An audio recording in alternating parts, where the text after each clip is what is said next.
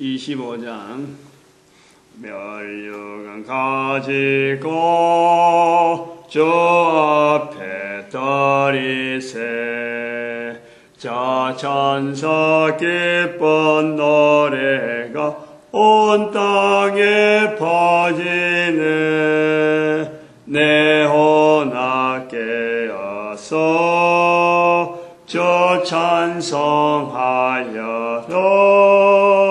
온 백성 죄를 속하신 만왕의 왕일세 멸류관 가지 하나님 말씀 갈라디아서 3장입니다. 3장 1절에서 14절 말씀 교독합니다. 1절 말씀 제가 먼저 받들어 봉독드립니다. 어리석도다 갈라디아 사람들아 예수 그리스도께서 십자가에 못 박히신 것이 너희 눈앞에 밝히 보이거늘 누가 너희를 깨드냐.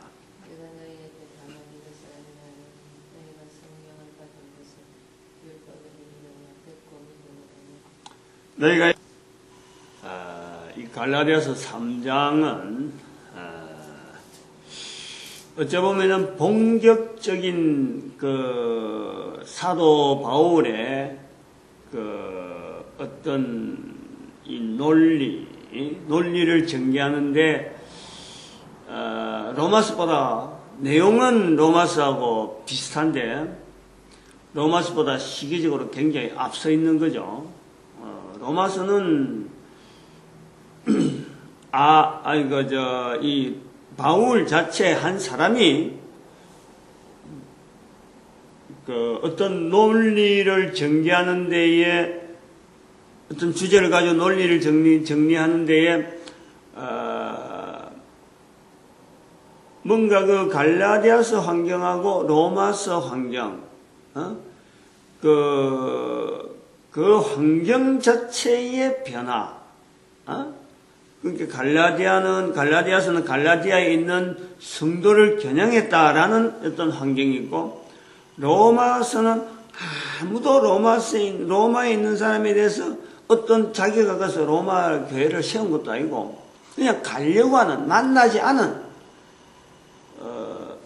어찌 보면 논리를 전개해야만이 여기는 편지라고 하는 이 구조가 성립이 되어지는 그런 게 되고 여기 그 갈라디아서는 상대가 누군지 있어서 그 어떤 내용에 대해서 붙잡고 그 내용을 서로 주고받는 공감대를 가지고 논리가 전개되어지는 그런 차이가 있단 말이에요. 그러니까 뭔가 그 감정이 있다는 거죠. 여기는 감정이 여기는 상대방한테 뭔가 전하려고 하는 그 감정이 있는가 하면은 로마서는 감정 부분은 배제가 된 전혀 없는 건 아니겠지만은 사람이 그러나 논리 전개하는 부분에서 감정 자체를 찾아볼 수는 없는 그런데 같은 내용이란 말이에요. 같은 내용. 그러므로 이 갈라디아서 3장에 나오는 이런 표현들은 로마서를 다루듯이 아주 깊은 어떤 논리적인 어떤 접근이 필요하다. 그래 보고 있습니다. 한편으로는 이 상대에 대한 어떤 고려가 되어야 되니까 로마서보다는 더 어려운 성경으로 우리 해석하는 입장에서 가는 거예요. 그런 어떤 측면으로 봐야 된다. 그러나 오늘 읽은 본문을 가지고 이 새벽에 그렇게 다 하는 것보다는 그거는 옛날에 로마서를 이미 했기 때문에 로마서에 있는 내용은 지금 이 본문에 있는 내용이요 로마서하고 똑같은 거예요.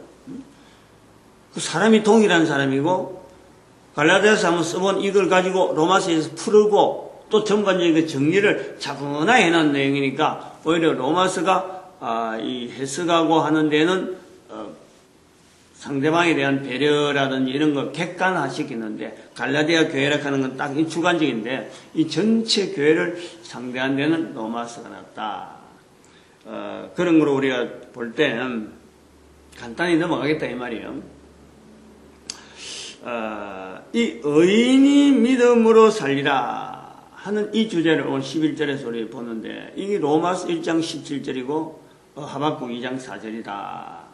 이건 뭐 워낙에 로마서 1장 17절이 유명한 장으로 되어 있다 보니까 이 갈라디아서에 있는 이 내용하고 이제 우리가 연결을 해보는데, 우리가 이 로마서에 대한 인식이 워낙 지금 현재 두터워져 있는 상태가 되니까, 사도 바울 당시에는 로마서나 갈라디아서나 본인이 쓴 글이니까 그거에 대해서 어떤 비중이 있다 이런 건 아닌데, 나중에 우리 후대인들 와서 특히 1517년 이후로 로마서의 자리가 대단히 중요한 자리로 부각이 되어 있다니까, 로마서가.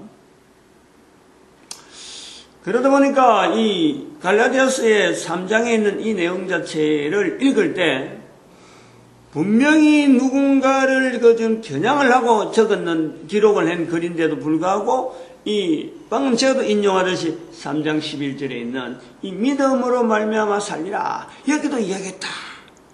하나의 믿음으로 말미암아 살리라 하는 그 요소를 부각하는 대로 해서 이 성경을 이 갈라디아서 자체를 이 믿음으로 말미암아 살리라 여기도 강조했다.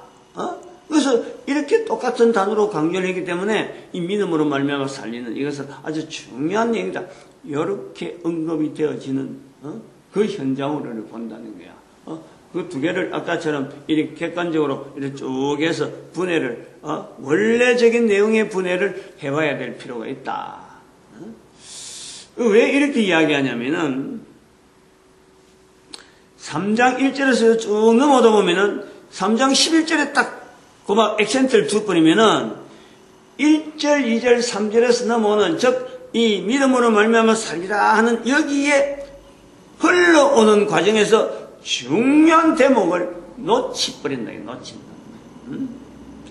믿음으로 말미암아 살리라라는 언어가 나오게 되어진 배경을 로마서에서는 안 나온다니까. 로마서 1장 17절에 바로 나와버리니까. 바로 믿음으로 말미암아 살리라 하고 나중에 풀어서 이제는 일부분이 나오는데, 배경이나 그 치중을 보면은요, 갈라디아서가 적당하다는 게 첫 번째 쓴 글이고, 이 믿음으로 말미암아 살리라라고 하는 이 표현이 나오게 된 어떤 흐름을 보면은 1장, 2장이 지나서 3장 부분에서 나오게 되어지는 거고, 1장, 2장이 있었기 때문에 3장이 나오고, 3장 11절이 되기 전에 3장 1절에서부터 벌써 여기에 포인트가 있다는 거예요. 요거 이야기하려는 거예요, 지금.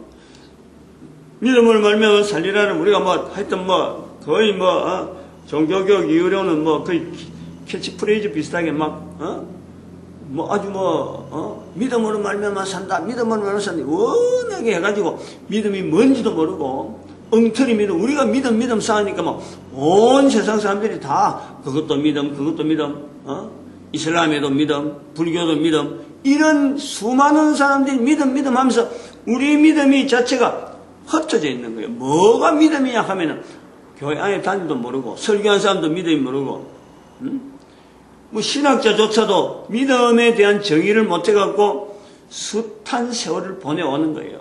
그 믿음에 대한 정의를 하려고 신학사조가 지금의 신학이 없다는디, 믿음의 정의를 제대로 못하겠다 이 말이에요. 사회를 향해서 우리가 던질 수 있는 어떤 이슈가 없다는 거지. 사회가 필요로 하지 않는데 이슈 던지봐야 뭘 하겠냐. 근데 그러한 이슈가 없다 보니까, 수요가 없다 보니까 믿음 자체도 없어도 되는 것처럼, 또 설명하지 않아도 되는 것처럼, 교회가 답을 안 해도 되는 것처럼 해갖고 믿음에 대해서 어떤 정확한 내용에 대해서 탐구를 하지 않는, 지금은 어찌 보면 지금까지 오는 대로 흘러가는 대로 내뱉겨지자 아마 신학이 이런 형식인지 모르겠어요. 워낙에 지금 약세로 영향이 없는 하나의 분야로 돼가지고 걸어있는 거죠. 믿음으로 말미암아 살리라라는 이 부분에 치중하는 것보다도 3장 1절, 2절, 3절에서 나오는, 소위 말하면 왜 갈라디아 교인으로 하여금 어리석도다. 어리석도다. 3장에서 왜 갈라디아 교인들은 어리석도다라고 판정을 했잖아요. 판정을 했으면은 믿음으로 말미암아 살리라라고 하는 그 말이 나오게 되면은 교인들 갈라디아 교인들로 하여금 어리석도다 하면 안 되는 거죠. 로마서는 의미가 다르단 말이에요. 로마서는 1장 17절부터 나오는 거는 벌써 로마 성도들의 관계 자체가 없기 때문에 보편적인 모든 사람들의 말하는 것이기 때문에 바로 나오도 되는데, 갈라디아서에는 어리석도다, 갈라디아 성도하고 관계가 있다는 거예요. 거기에 지금 갈라디아 성도가 지금 뭔가 잘못하고 있다, 믿음으로 말미암아 살리라라는 대답 앞에서는 저들은 해당이 안 되는 거라고. 이걸 우리가 캐치를 해야 되고, 그 다음에 우리가 중요하게 봐야 될 것이 뭐냐니까, 왜 이 갈라디아 교인들로 하여금 어리석은 사람이냐라는 말을 들을까? 왜 사도 바울이 이걸 할락할까? 실컷 잘 이야기하다가 다른 이야기도 아니고 본론으로 들어오는 이 부분에서, 분야에서 앞부분 뒷부분 이제 쭉 해서 나가고 인사하고 뭐 이런 주변 정리하다 치면은 3장은 본론인데, 본론 부분에 이 갈라디아 교인들에게 왜 갈라디아 교인들로 하여금 어리석도다 하고, 이거는 뭐 핀잔이기도 하고 편지의 글이기 때문에 굉장히 큰 책망이란 말이에요. 왜 이런 글을 남기려고 했을까? 이제 그래 보면 2절이 답이잖아요. 2절이 사도 바울이 표현하려고 하는 어리석도다 갈라디아 교인들아 하는 그 표현에 2절이 정확한 자기의 의도죠. 성령으로 받은 것, 성령을 받은 것, 율법의 행위로냐, 듣고 믿음으로냐. 성령을 받은 것이야. 성령을 받은 것. 그리고 2절에 성령을 받은 것인데 3절에 보니까 어리석다. 너희가 이같이 어리석다.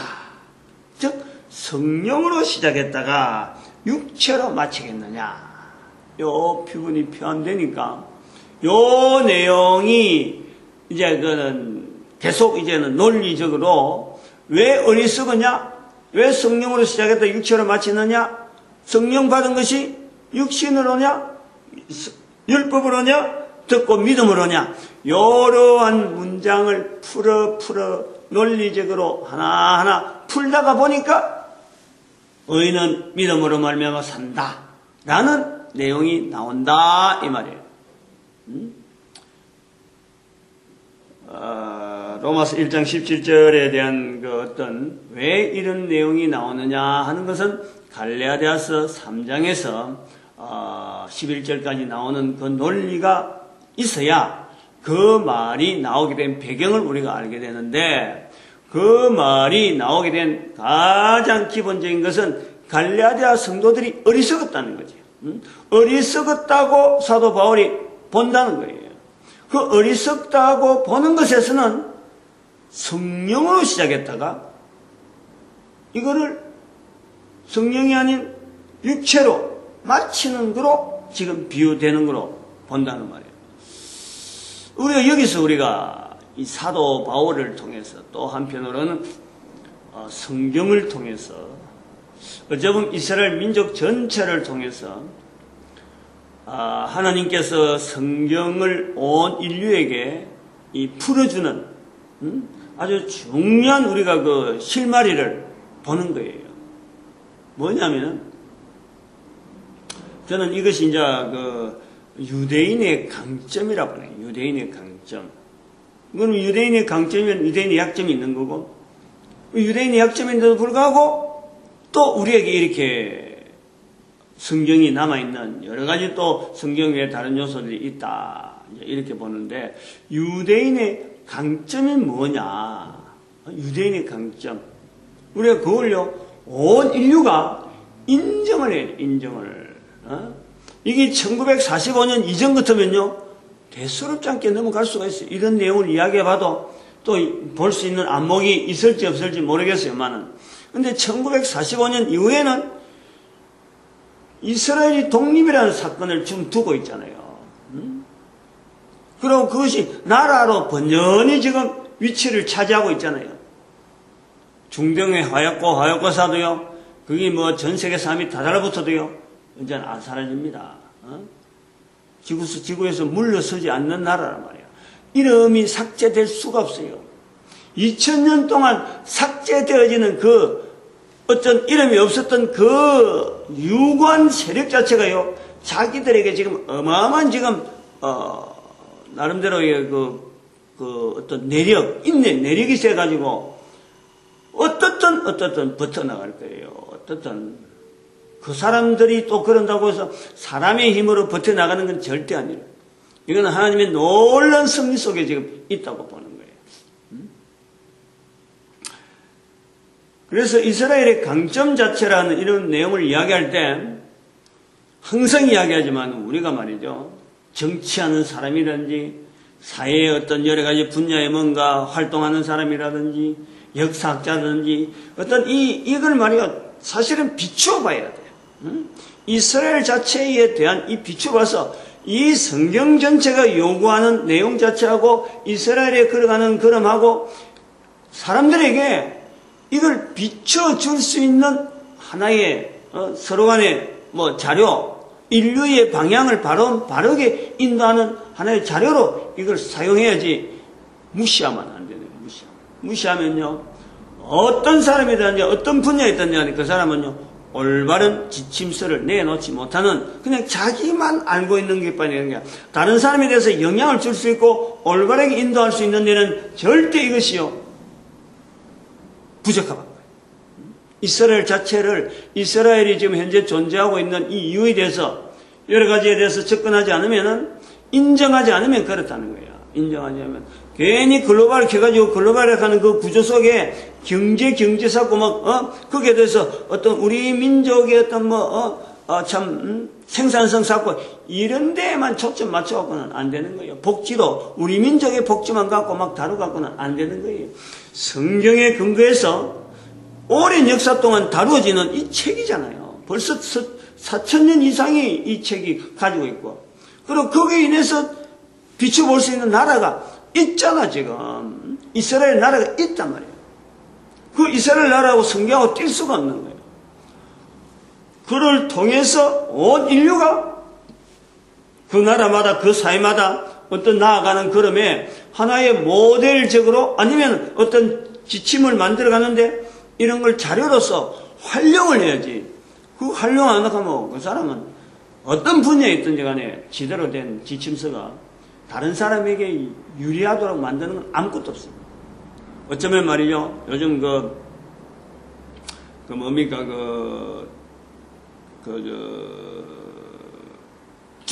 주식, 정권, 인터넷 같은 거 해가지고, 정권 해가지고, 돈 벌게 되어지는 그 주식, 그거에만 사람들이 몰리가갖고는, 그거 해갖고 각 사람이 돈 자기의 주식 올리는데, 그 사이트에 들어가지고, 돈만 올리면은, 와, 내가 성공했다 하는 그런 것 정도밖에 안 돼. 돈이라고 하는 거 하나만 딱 해가지고 각 사람에게 영향 주는 건 그것밖에 안 돼요. 국가라는 사회, 그리고 국민들의 어떤 가치관, 그리고 전 인류가 걸어가는 어떤 보편적이면서도 가장 인권에 대한 바른 인도, 지침을 나타내는 데는 이 이스라엘이라고 하는 이 나라와 그 다음에 성경의 이런 여러 가지 흐름 자체를 무시했다는 거는 그거는 몰상식에 들어가는 거예요. 한마디로 몰상식. 어쨌든 그래 되는 거예요. 강조하는 거예요. 지금. 이스라엘의 강점을 우리가 분명히 해야 되는 거는 첫 번째, 성경이라고 하는 이 성경이 이스라엘이라고 하는 사람들을 역사를 통해서 온 인류에게 보여진 거 아니에요. 이게 강점으로 봐야 된단 말이에요. 강점으로. 그걸 무시하면 안 된다는 거죠. 그 다음에 두 번째, 당장에 나오는 것만 보자는 거예요. 이스라엘 백성들을 통해서 성령에 대해서 이렇게 분명하게 객관화시키는 표현을 할 수 있는 민족이 없고, 이게 보편화되도록 우리가 접근할 수 있는 내용이 없어요. 그래 할 민족이 없어요. 이스라엘의 강점이에요. 성령이라고 나오잖아요. 성령. 오늘 본문에 요거를 놓친다 이 말이에요. 아까 그 갈라디아서 3장 11절에 믿음으로 말미암아, 로마서 1장 17절에 있다. 그래서 믿음으로 말미암아 이게 아주 이것만 붙잡으면은 이걸 놓친다는 거야. 이거 성령으로 시작했다가 육체로 마치려느냐 하는 이 표현에 대한 이스라엘 백성들은 사도 바울이 성경 쓰기 위해서 어릴 때부터 성령에 대해서 연구하고 성령에 대해서 오래까지 여러 가지 어떤 논리가 있어갖고 그래 책을 쓴 게 아니란 말이에요. 이스라엘 백성이라면은 성령에 대해서는 전혀 부담 없이 표현하는 이 훈련을 이스라엘은 적어도 유대인은 당시까지만 하더라도 예수님 오시는 당시까지만 해도 적어도 우리가 2000년을 훈련받은 민족이다. 이렇게 해도 과언이 아니라 성령이라고 하는 이 표현이 얼마나 중요한 표현인데 일반 사람들은 지금 예수님 이후로 지금에 와서 한번 보자고. 성령을 제대로 이야기할 수 있어요, 없어요? 못해요. 지금은 너무 못해. 그런데 이스라엘 백성들은 지금부터 2000년 전에 이 성령에 대한 표현이 아주 보편적으로 했다니까. 보편적으로. 우리가 이것이 이스라엘의 강점이라고 분명히 이야기해야 돼요. 분명히. 그건 좀 이따가 이야기하고. 그 다음에 그 세 번째 강점은 적어도 이스라엘이라는 사회가 어떤 구조 속에 예수님께서 오셨다는 거예요. 구세주가 그 땅에 오셨다는 거예요. 이것을 전 세계 어느 나라 사람이 부인한다든지 내하고 관계없다든지 그런 건 역사에 있었는지 알지도 못하겠다 라고 할 사람이 어디 있어요? 아무도 없잖아요. 반드시 인정을 해야 돼요. 그것이 이스라엘의 강점이라고 인정을 하고 그 민족을 쳐다볼 필요가 있다. 그 역사를 우리가 들여다볼 필요가 있다라는 거예요. 왜 2000년 동안 사라진 민족이 다시 나타났을까? 우연히 어떤 나라의 국가 간의 어떤 큰 나라들끼리 어떤 알력 속에 절대 아니에요. 우리나라는 예를 들어서 우리나라 같은 연대 해방했잖아요. 이게 틀리도 너무 틀리는 거야. 그게 형태가. 우리는 순전히 성정국에 의해서 성정국에서 우리는 어부지리로 일본이 망하니까 거기에서 소속되어 있던 약소국가 우리가 해방되어지는 건 어쩌면 어부지리라. 그 힘을 약화시키려고 성정국에서 모든 거 놔주라 하다 보니까 무조건 한국 하다 보니까 우리나라에 대한 것이 완전히 포기된 것이 일본의 협장이. 그래서 우리가 해방되어진 거예요. 일본이 졌다 그러니까 해방되어지는 거예요. 이스라엘은 아니요. 천만에 1차 대전 때도 분명히 영국이 자기들에게 하나의 그 식민지를 했으니까 해방시켜 주겠다 해놔놓고도 안 해준 것이 이스라엘이라니까. 영국이 우리가 말하는 자유주의 국가가 해방시켜 주겠다 해놔놓고도 안 해준 것이 이게 바로 이스라엘의 독립이었어요. 우리보다 훨씬 바로 오래 서기에 굉장히 좋은 조건이 있는 거예요. 이것이 2차 대전하는 과정에서 미국이 개입이 돼가지고 영국의 힘을 약화시키면서 미국의 개입에 의해서 이것이 이스라엘의 강력한 어떤 요구를 했단 말이에요. 요구를. 협상을 했다니까. 줄 거냐 안 줄 거냐. 한번 약속해하고 뒤인 것이 있기 때문에 이스라엘이 이것에 대해서 2차 대전 때 아주 강하게 붙잡은 거예요. 우리하고 틀려요. 같은 연대라도.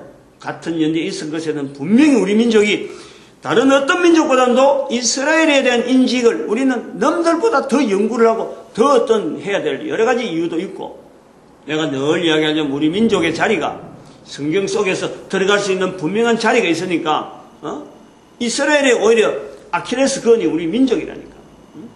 그런 의미에서 이걸 찾아봐야 되고 그리고 그 예수님이 이 땅에 오셨다 하는 그거는요 정말 참 의미가 있고 중요하다 봐요. 왜? 해필이면은 예수님께서 이스라엘에 와야 되느냐? 왜 해필이면 예수님께서 그때에 오셔야 되느냐? 여러 가지 이야기를 할 수 있잖아요. 저는 성령님에 대해서 지금 이 부분을 이야기하려는, 다른 뒷부분은요, 논리적인 부분이라, 이게 로마서에서 분명히 다 언급이 되어지는 부분이라, 그러니까 이 부분에 대한 부분을 한 번 더 강조를 하고 넘어가려는 거예요. 왜 3장 3절에 성령으로 시작했다가 육체로 마치느냐 하는 이런 표현을 할 수 있을 정도로 사도 바울은 성령에 대해서, 육체에 대해서 이것이 분명히 구분해낼 수 있는 환경이 있다는 거예요. 근데 우리는 같은 성경을 보면서도, 성경을 통해서 하나님을 나타내려 하면서도 성령에 대해서 말을 못하는 지금 시대니까 이런 표현이 아주 아쉽다는 거지. 너무 귀하다는 거예요. 요것을 붙잡아라 이거죠. 요거를. 왜 성령으로 시작했다 육체로 마치느냐 하는 이런 표현이 다양하게 나올 수 있는 이 사도 바울만 일하느냐? 아닙니다. 아닙니다. 성령복음 1장 16절인가요? 그거 가보면은 베드로가 예수 그리스도에게 인도했던, 즉 잡히도록 인도했던, 성경이 예수님을 십자가에 못 박이도록 잡히도록 지로한 그 유다에 대해서 가라기를 하고 표현한 내용에서 성경이 성령에 의해서 성령에 의해서 미리 말씀한 대로 성령이 표현하는 거예요. 베드로가 성령이라고 표현합니다. 베드로가. 예수님께서 마태복음 24장 마태복음 12장 32절에 표현하는 거예요. 누구든지 말로 성령을 부인하면 이 세상과 오는 세상에도 사함을 받지 못한다. 예수님께서 성령을 부인하면은, 나는 부인해도 되지만은 성령 부인하면은 사함을 받지 못한다. 그리고 마태복음 10장 32절에 사람 앞에서 나를 시인하면 나도 하나님 앞에 저를 시인하리라 말씀을 해놨고, 12장 32절에는 성령을 말로 부인하면 사함을 받지 못한다. 성령복음 1장 8절에 예수님의 말씀이 성령이 너에게 임하시면 성령이 임하는 사건으로 또 내 증인이 되리라 하고 우리에게 말씀하고 있는 거예요.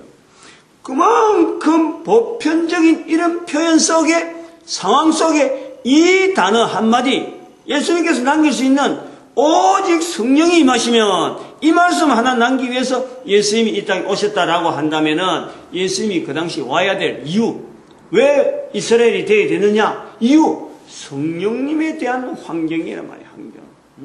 우리가 그 인식을 해야 될 필요가 있다는 거예요.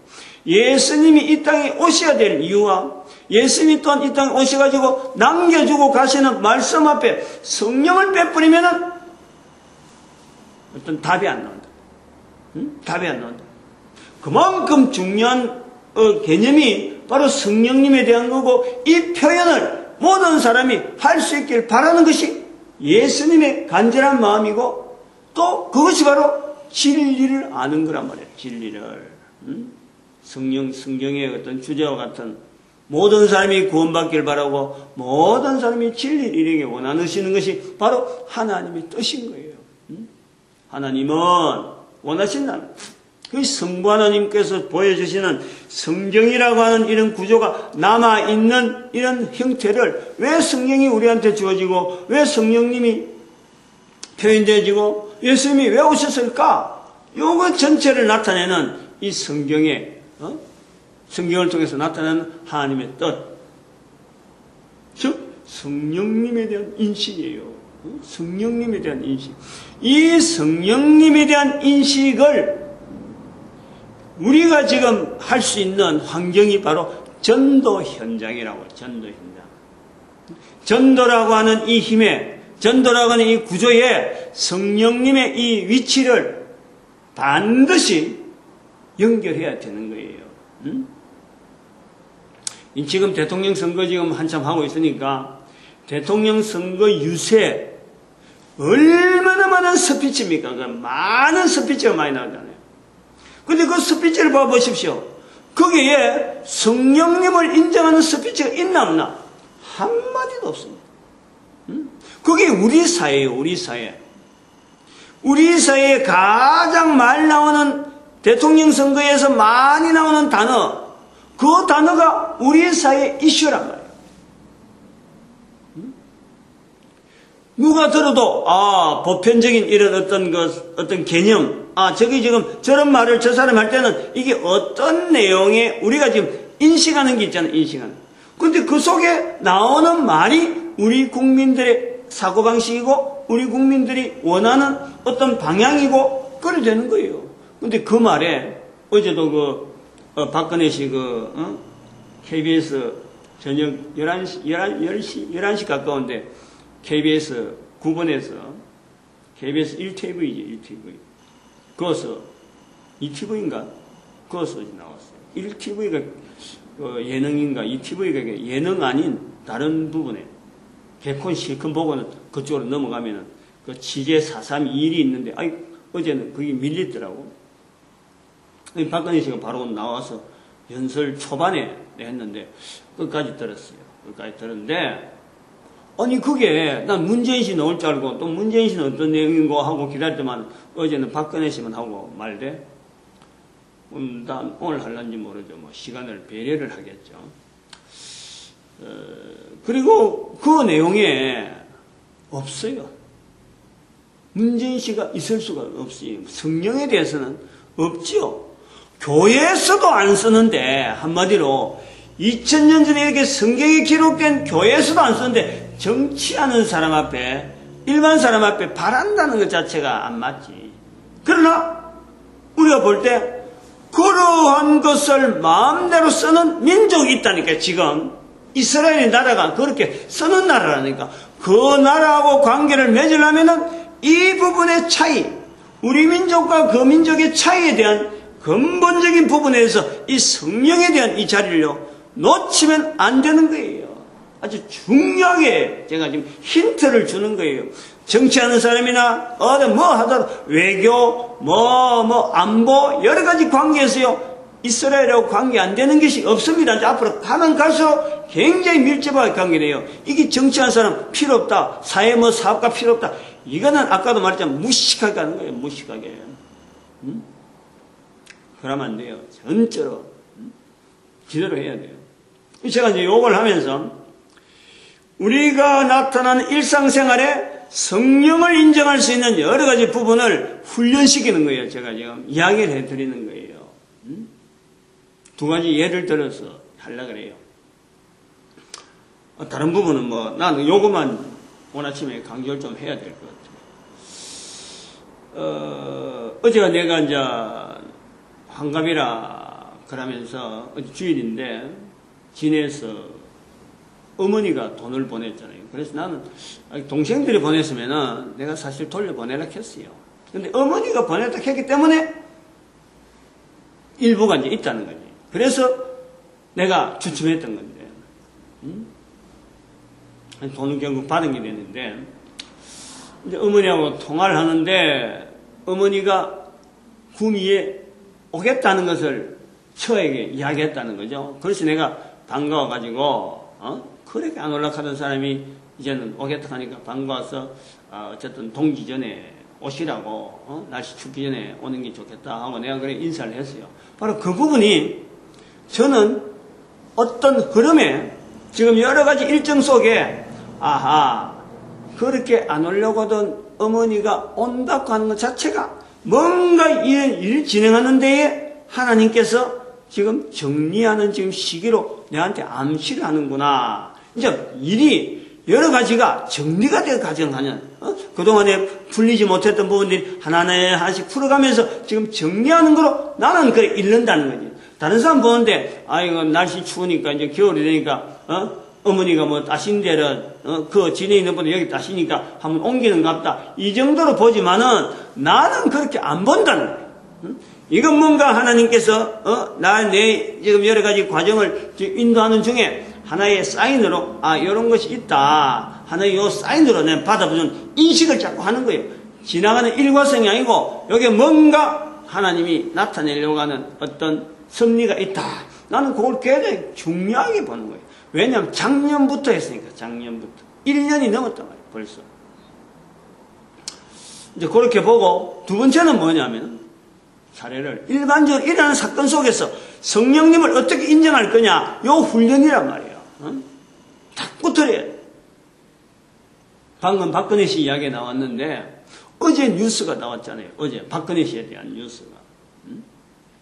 박근혜 씨에 대한 뉴스, 저녁에 그 방송은 들었지만은, 낮에, 박근혜 씨 측근에 있는, 주일인데 우리가 밥 먹으면서 그 소식을 듣는 거예요. 점심밥 먹으면서. 그 보좌관 한 사람이 강원도의 유세를 갔다가 돌아오면서 죽었다는 거 아니에요. 교통사고로. 병원에 가다가 죽은 정도로 뭐 굉장히 아마 교통사고가 심했던 거로 보여지죠. 근데 그 사람의 보좌관이 4명이 있는데 그 4명 중에서 그 사람이 맡은 일이 내하고 관계 있다. 이렇게 본단 말이야. 내가 다른 사람들은 그냥 싹 지나갈 거죠. 근데 나는 그것을 아주 유심하게 들은 거예요.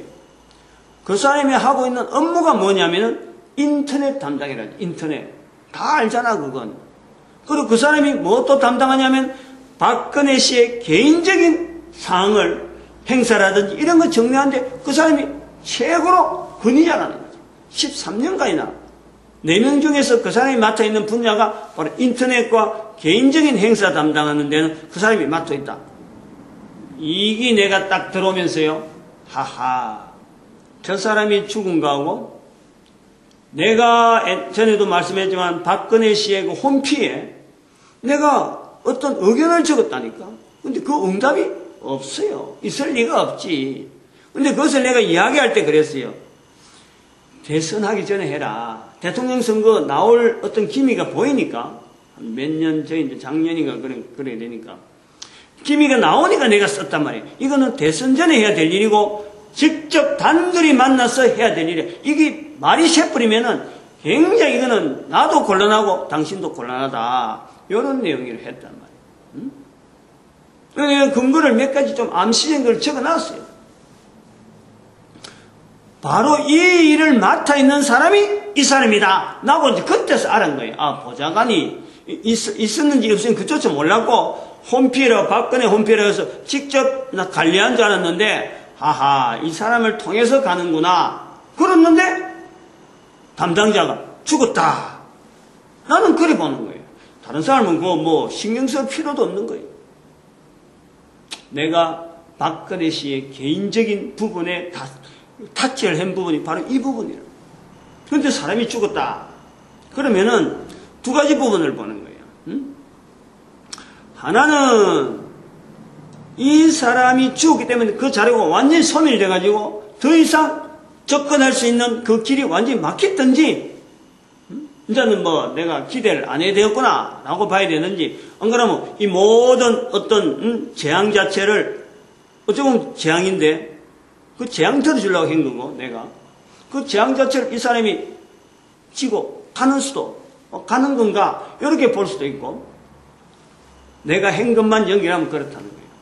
또 하나는 다르게 보면은 이 사람은 이 부분을 다룰 수 있는 역량이 안 되니까 다른 보좌관의 이 분야를 맡은 사람이 나오면은 앞으로 정치하는 과정에서는 아마 오픈이 될 수 있다. 내하고 연결되어진 통로가 되겠다 하는 것으로 두 가지 완전히 갈라놨고, 나는 개인적으로 그래 본다는 거예요. 그래서 한번 내가 요 노트에 기록을 해놨어요.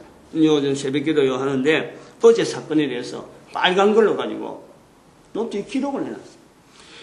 이것은 그냥 일반적인 우리 국가적인 국민적인 사고로 보면요 전혀 얼토당토도 않는 거예요. 얼토당토도 않아요. 바로 이런 부분에 성령님을 인정하는 자들이 가지고 있는 시각 자체가 일반 사람들이 가지고 있는 거하고 전혀 다른 시각으로 보는 사람이 있다 이거예요. 이것은 국가적인 여러 가지 정치 일정이나 또 사회적인 여러 변화라든지 여러 가지 앞으로 전 인류가 걸어가는 걸음에 여러 가지 시간을 갖고 잣대를 가지고 어떤 수치적인 논리적인 어떤 수치, 뭐 이런 것 갖고 접근을 해서 사람들의 걸어가는 것에 예측하고 인도하고 바른 방향을 전하려고 하는 이런 지도자라고 하는 입장에서 볼 때는요, 이런 사람이 있다라는 것을 알고, 이런 민족이 있다라는 것을 알고 접근하는 것은 모르고 접근하는 것하고 전혀 다르죠. 전혀 다르죠. 이스라엘 민족의 성령을 인정한다라는 이런 분위기는요, 바로 이런 환경이 워낙에 다양한 현장이 있기 때문에 우리가 일반적인 논리를 갖고 사람들 보고 옳다 나쁘다라고 판단할 수가 없단 말이에요. 그러니까 접근법에서 우리가 어떻게 하면은 이스라엘과 우호적인 관계를 맺어 나가느냐 하는 어떤 필요가 되어지면은 이 내용은 정치하는 사람에게는 어마어마한 팁이 되는 거예요. 어마어마한 팁이 되는 거예요. 응? 우리가 성령님을, 예수님께서 자기 이름이 부인해도 성령님을 인정하는 이 부분은요, 우리가 성경 전체를 놓고도 중요한 중에도 가장 중요한 어떤 액센트라 봐야 되는 거예요. 적어도 성경을 읽는 사람이라면, 그런데 지금 2000년이 지난 지금에 이것이 놓쳐지고 있는 전 세계 교회의 현황, 그런데 이것에 성령님을 인정해야 된다 하는 포커스를 강조하고 있는 나라가 대한민국이다. 한글말로 이야기하고 있는 지금이라는 거예요. 지금 제가 이야기하고 있는 강조를 하고 있잖아요. 강조. 그렇게 하나님께서 지금 우리를 통해서 70인 전도대 운동하고 비춰주고 인도되어지는 이런 섭리가 저는 거기에 있다고 봐요. 성령님을 처음부터 붙잡았거든. 전도 현장에서. 왜 사람들이 전도하면서 왜 자기가 전도한다 하느냐. 성령님의 역사를 왜 인정을 하지 않을까. 저는 거기에서 포인트를 뒀어요. 처음부터. 하나님께서 감동하신 어떤 섭리가 있었겠지만은, 저는 그것부터 포인트를 두고 성경을 전체적으로 이 흐름을 몇 년간 막 다루다 보니까 우리나라가 창세기 10장에서부터 또 우리 민족이 이스라엘과의 그 관계성의 여러 가지 부분에 비교되는 부분이 너무너무 특이해서 우리 민족 전체가 하나님 앞에 쓰임받는 마지막 시대에 우리 민족이 쓰임받는 거기에다가 좌표를 딱 고정하고 그거를 계속 우리가 축복하고 있잖아요. 아침마다 축복하잖아요. 지금 이제 곧 축복하기 시작하죠. 오늘도 우리가 전도자 되어지는 것에 대해서는 너무너무 자부심이 많아도 되고, 그리고 사모해야 되고, 유지해야 되는 것에, 이거는 뭐, 계속 개발하면 하나님 앞에서 어마어마한 상급이 있는 거고, 그 다음에는, 모든 교회가, 뭐 절도 마찬가지고, 성당도 마찬가지고, 다 하나가 되어서, 오직 예수 이름을 전하는 이 일에 다 하나 되어질 수 있는 그런 축복을 하게 되고, 우리 민족이 전 세계 모든 인류에게 전도하는 국가, 참 선교하는 국가로서 온 민족이 하나 되어서 쓰임받는 그런 축복, 주의 삼창 오빠 있길 바랍니다. 주여!